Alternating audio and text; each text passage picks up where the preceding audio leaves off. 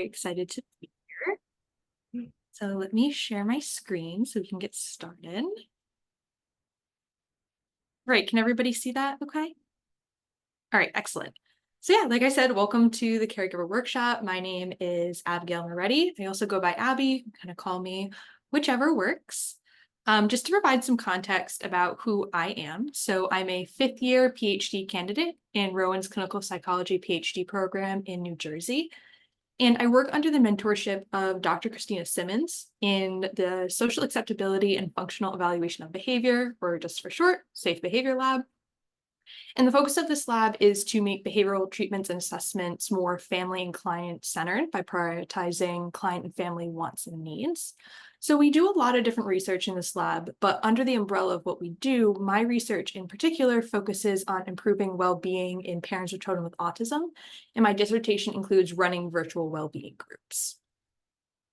So that leads us to what we're going to be doing here today. So I'm going to share some of the skills from the groups that I run for my dissertation.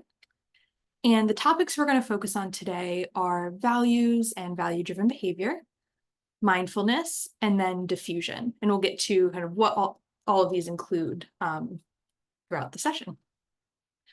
So for each of these topics, we're going to go over why it's important, kind of why it could be helpful, practice some different exercises, talk about how you can specifically implement it at home or some different ideas about how it may be or how you may be able to make it work for you at home. And then we're going to leave some time to answer any questions.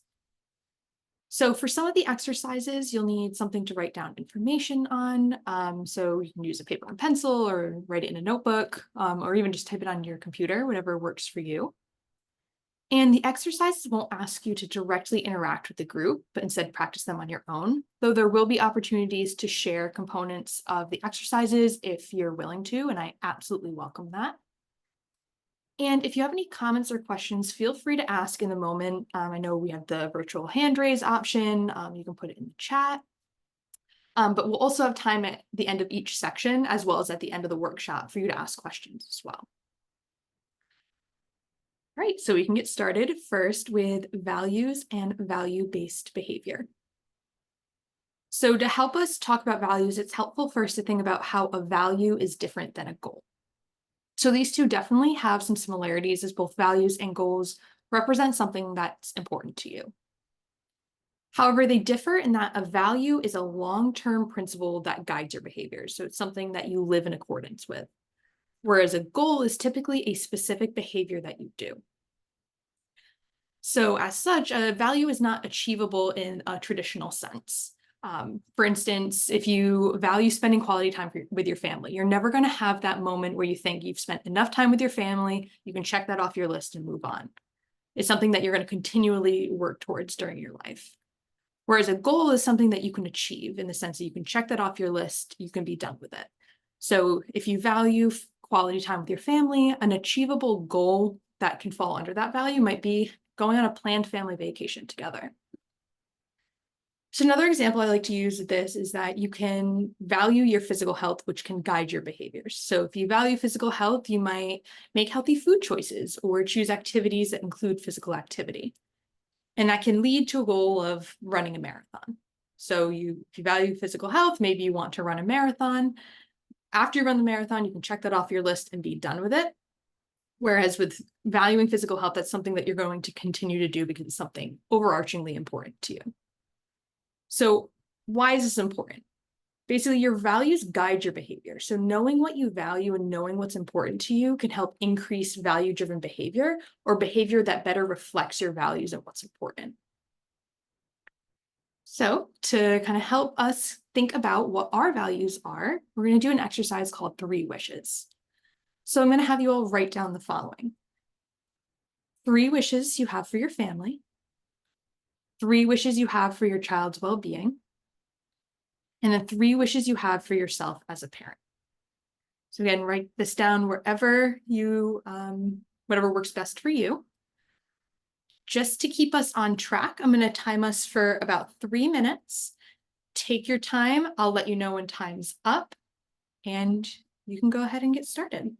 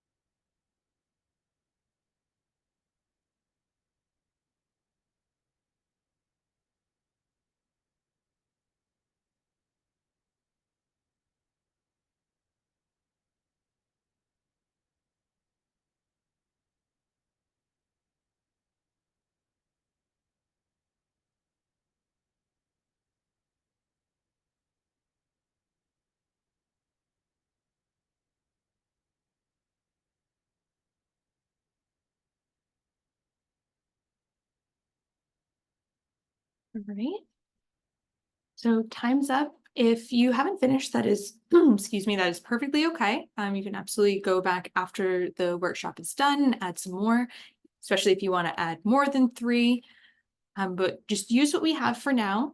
And what we're going to do next is I just want you to look at what you put down. So what your wishes were, and think about what does it tell you about what's important to you. So just some examples. So are you noticing other themes to where your own self-care or your own well-being is showing up as really important to you? Or maybe spending time with your family. Another example could be if you're noticing kind of increasing your child's autonomy or independence where they can. So kind of think about what is showing up for you in the answers that you put. And then I'm going to have you take what you found and just highlight one main value that you'd like to focus on for the next part of the activity. So give everyone just a minute to do that.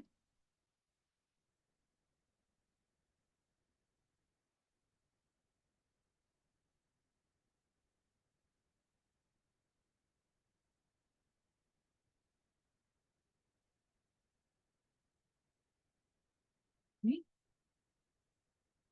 And then once you have that value, we're going to take it and we're going to link it to a specific behavior that you can start to work into your daily routine. So I'm just going to list some examples. So for instance, if you find one of your values is spending quality time with the family, a specific behavior that can be linked to that value might be trying to eat dinner as a family. So it's a specific behavior that you can do that represents that value. Another value could be child autonomy. So an example behavior could be encouraging independent activities, kind of finding activities that your child has some independent skills in and encouraging those.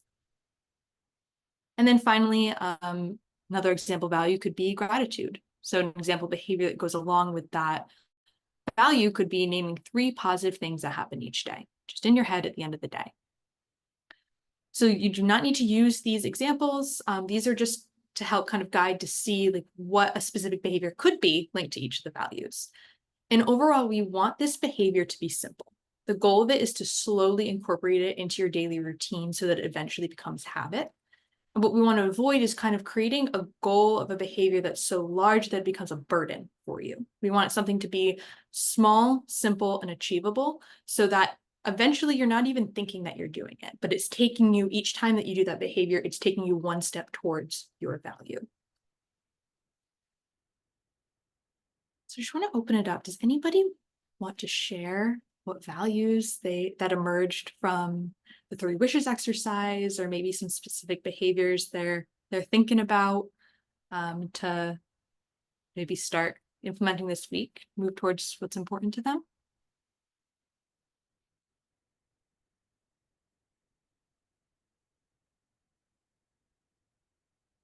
Linda, I see your hand up if you want to. I'll go. I'll be brave. So on this particular exercise, I chose being present as the value, and then really spending time engaging with Brandon versus giving him the toy, letting him do his thing while I'm still sitting there, but I'm working on work things, or I'm not really present in that moment. And so I really want to focus on changing that. Yeah, that's awesome. I love how you really honed in on what a specific scenario could even look like there of how you could implement it. Thank you so much for sharing that. You're welcome. Does anybody else want to share?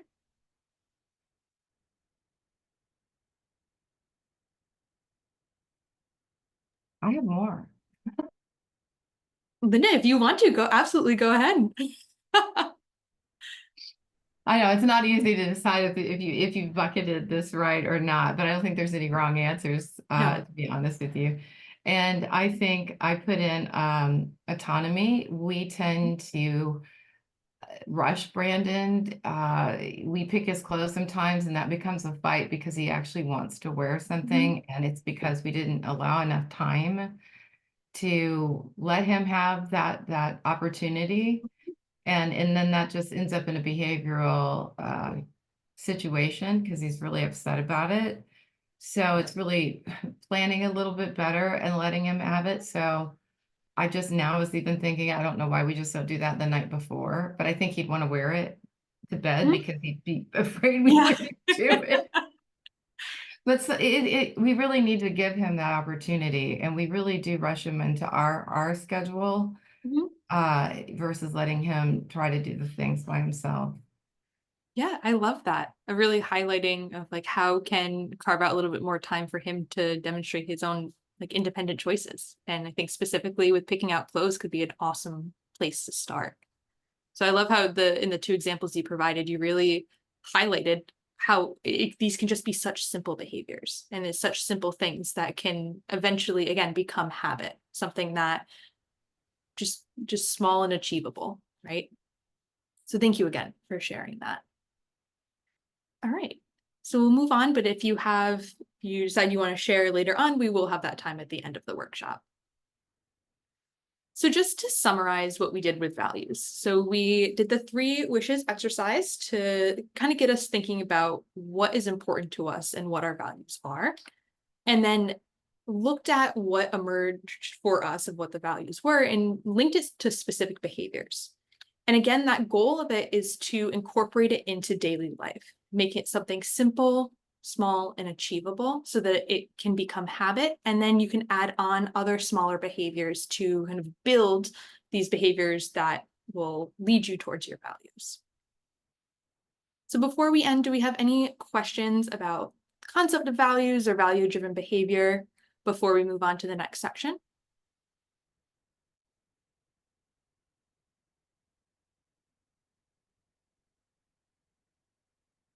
All right, excellent. So now we're going to go into mindfulness. So we're going to start with a centering exercise. So I will walk everybody through this. So I ask you just get comfortable in your chair, find what feels right for you. You can close your eyes if you want to, or you can fix your eyes on a spot. But then just take a moment to connect with your breathing. Notice your body taking in air, filling your lungs, and nourishing every cell in your body from your head to your toes. And exhale, noticing that as you breathe, you are part of the world around you. Each in-breath, an opening, a taking in of nourishment. Each out-breath, a complete letting go. Just take a moment to connect with your breath, with your body being part of this world, and with yourself in this moment, right here, right now, just as you are in this room. Now, if your eyes are closed, you can open them and just take a moment to notice what is going on around you. See if you can notice each sight and sound. Really notice, even briefly. Notice the color, shape, size, texture, the objects around you, their placement in the room, or how they move or sound.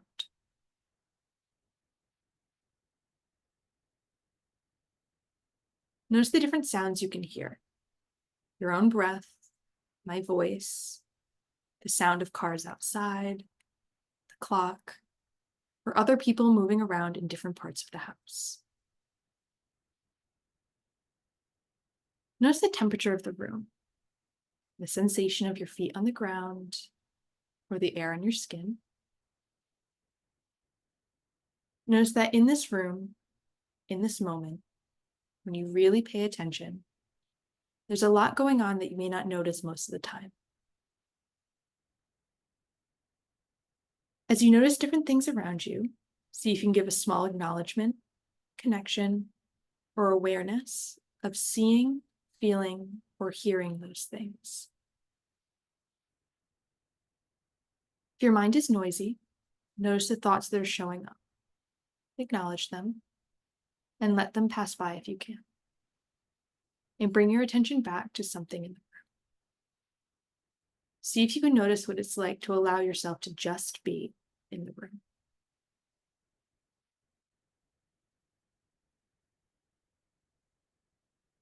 Gently letting go of this part of the exercise. You can take a gentle stretch, whatever feels right to you, and come back to this piece. So after the centering exercise, just kind of highlighting what is mindfulness and why is it important? Why can it be helpful? So a lot of the times we can get stuck in our own heads. We spend a lot of the time thinking in the future or thinking in the past and can miss out on what's happening right in front of us. So some examples of this is things I know I've done of driving all the way home from work and then not and forgetting how you got there. So you're so caught up in your head. Or not hearing hearing something somebody said to you just because your thoughts are going so fast. So all of these instances are where we're kind of caught up in our thoughts, caught up in our heads, rather than being in the present moment. So mindfulness just allows us to, quote unquote, drop into the present whenever we wish. And really what it includes is paying attention to what you're experiencing in the moment on purpose, with curiosity and without judgment. So just kind of a neutral understanding of what's going on around you. So a lot of the time, mindfulness can be thought of as just looking like meditation or yoga, both of which can be really great, but oftentimes we may not have enough time to actually implement those as we want to. So there's a ton of different ways for you to do mindfulness just using your own senses.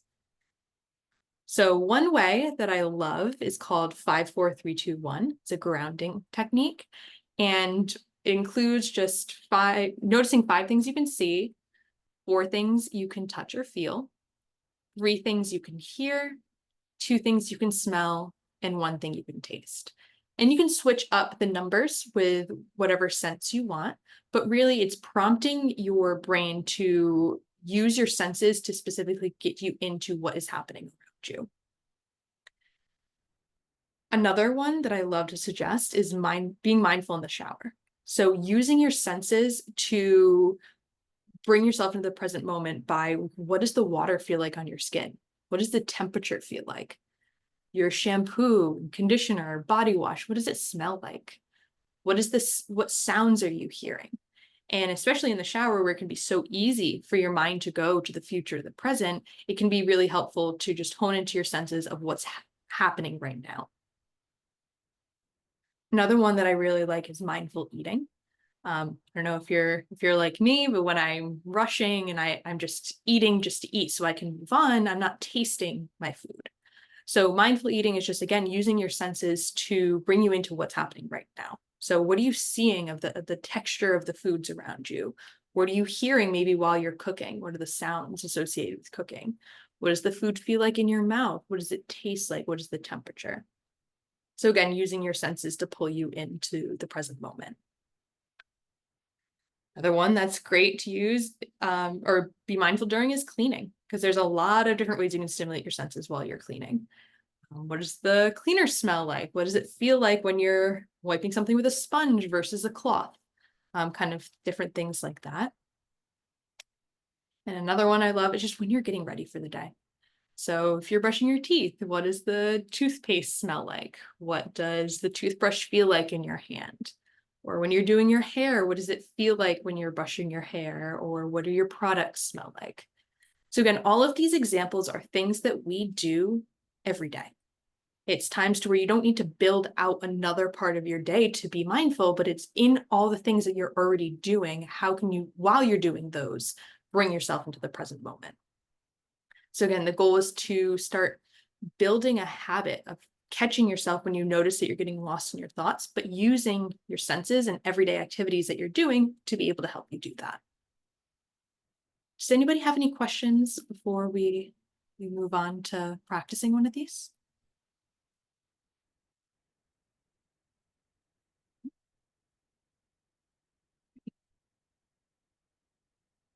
So we're going to do a notice 5 things.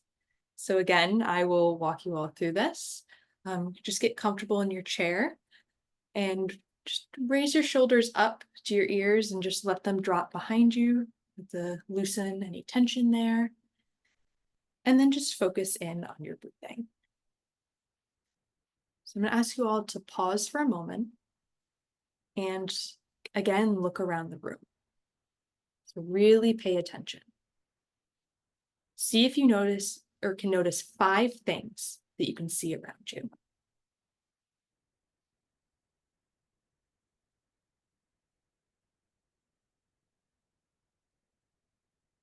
Now, if you're willing, you can close your eyes and listen carefully. See if you can notice 5 things that you can hear.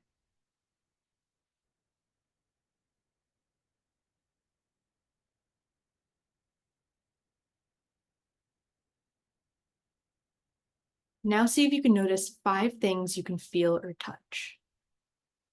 Maybe your clothes on your body, or the air on your face, the temperature of the room, or your feet on the floor.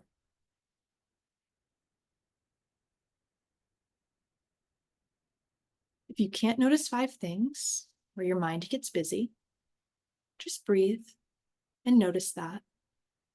Acknowledge the thought and let it go. Then shift your attention back to the next thing that you can notice in the room.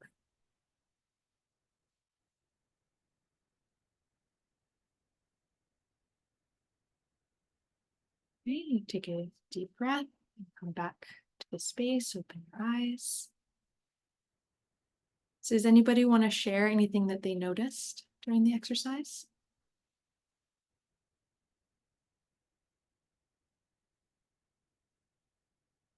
I'm always willing. So if you want to call me, if nobody Oh, else yes, wants of to, course.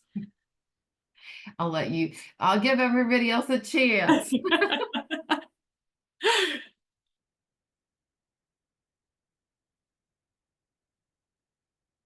There's someone saying hair sticking to your neck.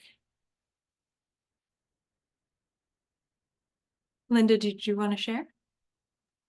So is this one that I noticed with my eyes? It can be any. Yeah. So I noticed that my clock has stopped. So your clock is stopped. Thank you. Should a cool breeze and airplane sounds outside. Late I can hear the toy my son is playing with. toy your son is playing with. Mhm. So great. Yeah, again, the point of that exercise was just to, a lot of the times we're in a space for so long that we don't even really notice like the little small components to it. So it's really just honing in of what's happening right now. What are we noticing? So wonderful. Right. So just to give a summary of what we talked about with mindfulness, we talked about what mindfulness is and why it's important, identify different ways that we can incorporate mindfulness. And again, the goal is to incorporate it to daily life. Find ways that work for you. Don't try to force a way that you think it should be onto yourself, but find ways that genuinely work for you and can help you just kind of remind your mind to be in the present moment. The way I like to describe it is it just swinging our attention back to right now and catching it. Any questions or comments about mindfulness before we move on to our next section? Linda? How do you shut off the voice in your head? Um, it won't allow it sometimes. Mhm. So how do you shut it off? I know that breathing, but it starts talking again. Or it wants to focus so badly on something Mhm. else that hasn't been done. Is that just anxiety I can't shake? I don't have a perfect answer, but I am somebody who also experiences that too, right? Where I find it really difficult to kind of guide my mind into what's happening right now. And I think you're going to really like the next section actually, because that it definitely kind of talks about some other strategies other than mindfulness. But mindfulness again is just that, oop, my mind's trying to go somewhere else. What am I smelling right now? What do I see in front of me? And it's your mind might jump right back, but it's just kind of just like any other skill is just a practice of your mind. Or again, I know just talking for myself, my mind is so used to just jumping of like, well, what do I need to do next? What do I need to do this? Or maybe reflecting on something. And mindfulness is just practicing that skill of, whoop, we're gonna focus on what's happening right in front of us. But thank you for bringing that up, and I do think the next section could be helpful with that too. Do you have any other questions before we move on? All right. So this next section is diffusion. And before we discuss what diffusion is, it's helpful to talk about first what fusion is. So the whole idea of fusion is that we sometimes become fused with our thoughts, such that our thoughts become representative of how we see ourselves. So an example of this, if you're having the thought that I can't do anything right, it's particularly in a stressful situation. This thought can elicit emotions like guilt, shame, stress, or feeling overwhelmed. That thought can also influence how you view yourself. So you might be thinking or start thinking about yourself as a failure, or that you're incapable, or just thinking, I can't do this. So that's how your thoughts become fused with who you are or how you see yourself. With diffusion, we can separate ourselves from our thoughts to view them more objectively and therefore limit the power of our thoughts, especially those automatic negative ones that just pop in. So an example of this is, say, you have the thought, I can't do anything right. Diffusion skills would include noticing that you're having the thought. So saying, I notice I'm having the thought that I can't do anything right. The whole goal of that is to make room add some separation to make room for a thought like, I can remind myself that I'm doing the best I can with the resources that I have. So again, diffusion doesn't erase the original thought. The original thought is still there, but we're creating some separation between the thought so that we can kind of choose what we want to do next with it. So you still might feel stressed and overwhelmed in that moment. But diffusing the thought can change you seeing yourself as a failure, incapable, thinking I can't do this, to instead recognizing, like, I can remind myself that I'm doing the best I can with the resources I have. You're somebody who shows up, even in challenging moments. You're dedicated to your child, even in stressful moments. And seeing yourself as someone, I'm trying my best. And that's very different from the thinking of yourself as a failure or incapable. So overall, again, diffusion doesn't take away that negative thought, but instead provides the space for you to choose how you want to respond to it, which can neutralize those negative automatic thoughts that pop up, especially when they pop up in those really unhelpful times. So another way to think about diffusion is thoughts as mental weather. So weather happens around us, but we are not the weather. We can recognize that when it's raining out, that's not me, right? It's raining around me. In that same vein, we have thoughts, but we are not our thoughts. So thinking about like thoughts as a cloud or any other sort of type of weather that we experience, but that does not mean that that is who we are. So some ways that you can diffuse your thoughts can include saying, I'm having the thought that. So again, just providing that little bit of separation between when the thought originally comes in and how you want to react to it. Another kind of silly way is saying it out loud, and it might feel funny at first, but especially if you're by yourself or when you're driving, just saying the thought out loud to create that, again, saying it out loud and having it in your head can feel very different. Similar to the idea of thoughts as mental weather, you can picture your thoughts as a cloud in the sky or a leaf on a stream, and just letting them float away. Another funny one can be repeating it in a silly voice. So whether you're saying it out loud or saying it in your head, adding a silly voice to it to, again, kind of neutralize and take the power out of that thought. And another fun one could be just singing the thought. So again, doing it in your head, saying it out loud, but adding a tune to it to make it less powerful and give yourself that space to choose what you want to do with it. Does anybody have any questions so far? We're going to do a diffusion exercise next too that can help with this. How do you train your spouse to do this?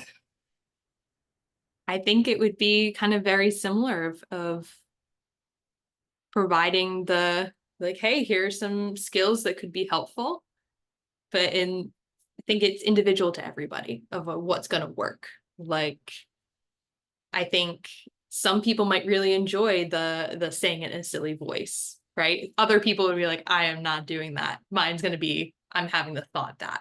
So I think it's just sharing the skills, sharing like, hey, this is something that could be helpful. And then having everybody find what specifically works for them.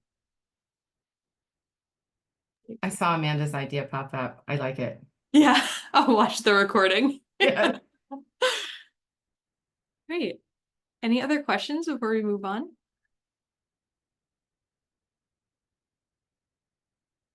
Great, awesome. So we're going to do a leaves on a stream exercise. So I'm going to play this video. Can everybody hear it?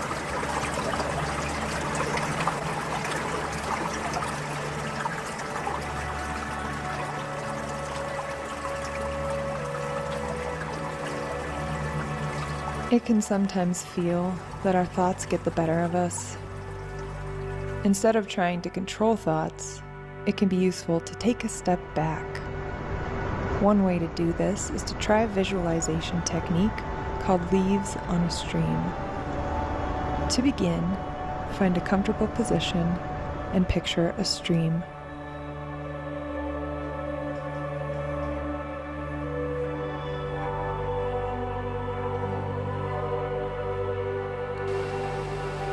As your mind settles in, tune into the flow of the stream. Is it fast or slow? Take a few moments and watch the stream go by.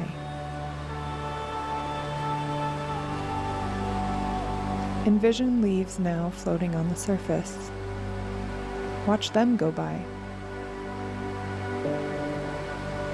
Now, imagine placing a thought on a leaf and watch it go by. As each thought comes up, place it on a leaf and let it go by.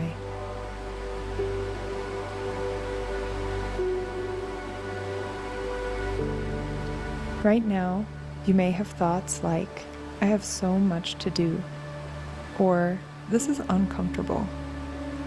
Place that thought on a leaf too, and watch it go by.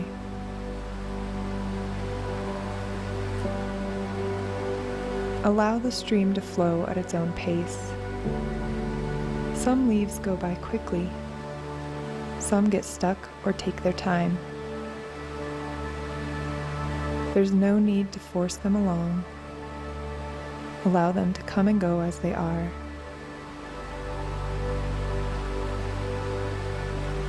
When you find yourself away from the stream, or caught on a leaf heading down the stream, invite yourself to return.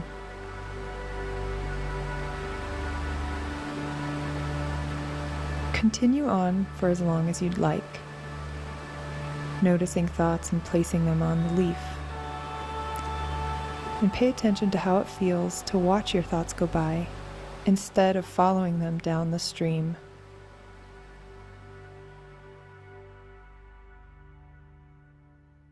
Okay.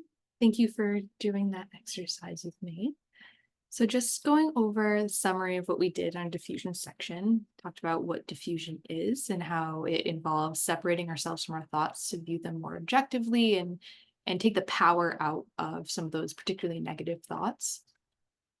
Identified ways to incorporate diffusion into your everyday life. And again, the goal is to incorporate it into your daily life. So finding exercises or skills that work for you that help you do this and not kind of forcing yourself into what you think you should do for this. And does anybody have any final comments or questions about diffusion before we move on?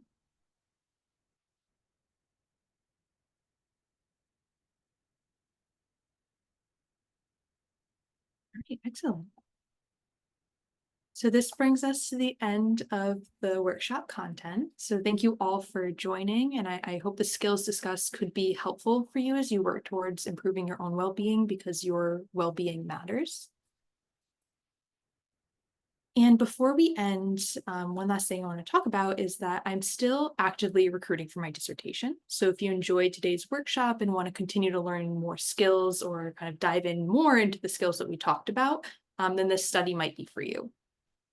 So study components include first having a virtual intake interview. So the entire study is virtual. Way. So the intake would just be to gather information, complete some pre-intervention measures.